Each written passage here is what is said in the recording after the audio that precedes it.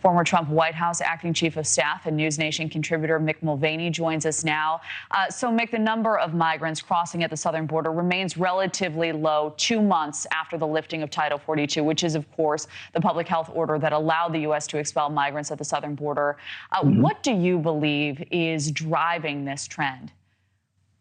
What's driving the trend towards more illegal immigration is the conditions on the ground in these Central and South American nations. What's driving the trend down right now in terms of the actual crossings is a variety of things. There have been some small policy changes by the Biden administration regarding family reunification, some changes to the way they're dealing with asylum seekers and so forth, and also the weather, Kelly. I mean, it's brutally hot out there, and you usually see, not always, a slight decrease in the summer months anyway, because it's dangerous crossing the Mexican desert anyway. But it can be completely deadly just because of the weather in the summertime. So there's a bunch of different factors up and down. We have seen a sort of a slight downturn in the last couple of weeks. I don't expect it to stay low. All right, that was going to be my next question, Mick.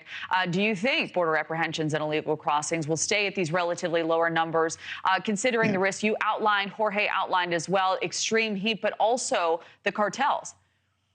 And that's what I think a lot of folks don't understand. I didn't understand it, Kelly, when I was in Congress. It wasn't until I got to the White House and had a chance to spend real time down at the border when I started to realize the money-making operation. It's something that I don't think a lot of folks pay enough attention to. The cartels make hundreds of millions of dollars a year by smuggling people across the border. They have the very best technology. They control large areas of the Mexican border on the Mexican side. The Mexican government doesn't control its own side of the border. And I think that's something that isn't going to change anytime soon unless we see some very different policies in Mexico. And without that changing, you're not going to see changes in the true numbers because the demand is there. People want to come here. And as long as people are making a lot of money off of it, you're going to see that trend continue upward in terms of the number of people seeking to come in the country illegally. So what would you recommend the Biden administration do next on the immigration front, Mick?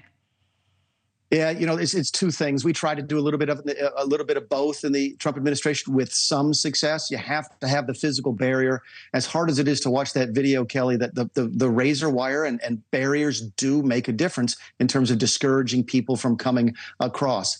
We did some of that in the Trump administration. We also knew that if we were going to try and have any real long-term impact, we needed to work with other governments to the south, primarily Mexico, to get them to try to engage, to control their own territory, but also the countries in Central and South America to discourage their people from leaving until they could come into this country legally. It is outrageously dangerous for people to do what they are doing. You can only imagine how desperate things are in Venezuela and Nicaragua for people to want to do that. But it's going to take more than, there's no magic bullet to doing this. It's going to take a multifaceted approach. And you'd like to see the Biden administration doing more of everything. Absolutely. And we as a country have struggled with this for years. So how much of a role will the southern border, in your estimation, and immigration play in the 2024 presidential race? Not as much, I don't think, as it has in the past. And here's why. There's a couple different reasons that people don't like illegal immigration. Lots of people don't like it just because of not controlling your borders, controlling your sovereignty. There's something not right about having people walk into your country illegally, and that crosses sort of political divides. That's going to remain there, and that's going to remain an issue.